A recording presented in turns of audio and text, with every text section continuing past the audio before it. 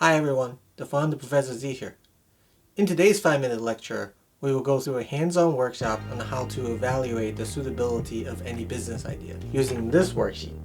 Hi, I'm Dafan, the ProfessorZ, your real-life homeless to Ivy League professor, attorney, and serial entrepreneur.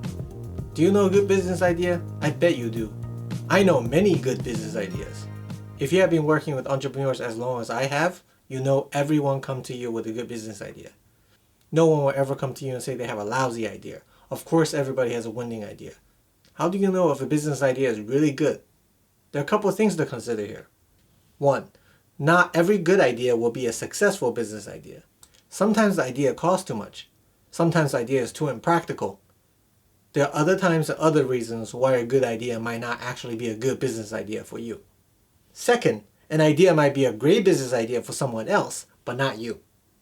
In the previous video, I covered my triangle of success, the 3 ingredients that's necessary for success in business. It's entirely possible that a business idea will be great for someone else because they have the necessary ingredients, but you do not. So one of the best ways to see if a business idea is suitable for you will be to look to see if you have the right ingredients using my triangle of success model. As you recall, in my triangle of success, you need resources, skills, and a good idea in order to be successful.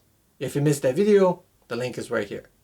Today, we'll learn how to evaluate the suitability of a business idea using this worksheet. This worksheet is available on my website, theprofessorz.com. The link is in the description of this video.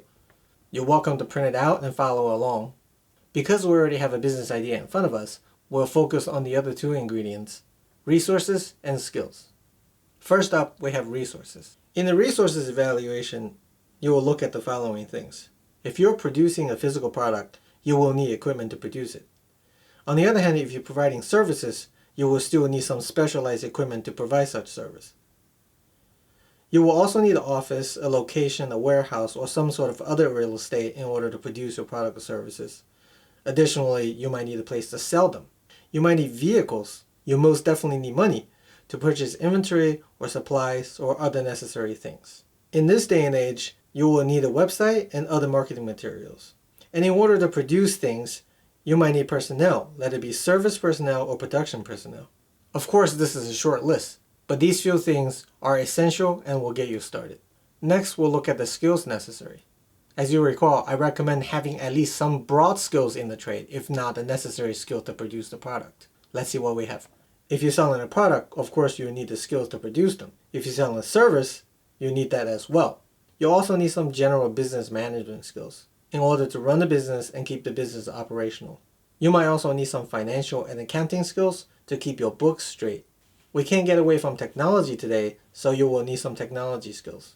And in order to find customers, you will need some marketing skills. You will also need some sales skills. The last 2, marketing and sales, sounds pretty similar, but there are drastic differences in those skill sets, and we will discuss them in the future video. So now that you've checked off all the resources and skills you need, let's look at what you have and what you don't have. For everything you need, if you have it or you can get it easily, then that's problem solved. For everything else you need, but you don't have it or cannot easily get it, that's going to cost you in terms of money. You might have to buy it. Or even if you bring in a partner that comes with those skills and resources, you will have to give up ownership equity to them. So that is still going to cost you. The more you need, the more it is going to cost you in some way. You can't get around it. So generally, I would like to see that at least one of the 2 ingredients, resources or skills, you have most of. And for the other one, you should have at least half of it. If you don't, the path to success gets much harder. Now, that's not to say that you can't do it without them. Just as a general rule of thumb, the more ingredients you're missing, the harder it is to make it successful. So be careful evaluating the business ideas that you have or are presented to you. Make sure that you have many of the ingredients, if not most of them, and put yourself in a better position to succeed. In future lectures, I will talk about the various ways you can go about getting those resources and skills. If you want to learn more, please subscribe to my channel and stay tuned. Since we didn't talk about the 3rd ingredient, the idea itself, today in this lecture, we will look closer at how to evaluate the idea itself in the next lecture.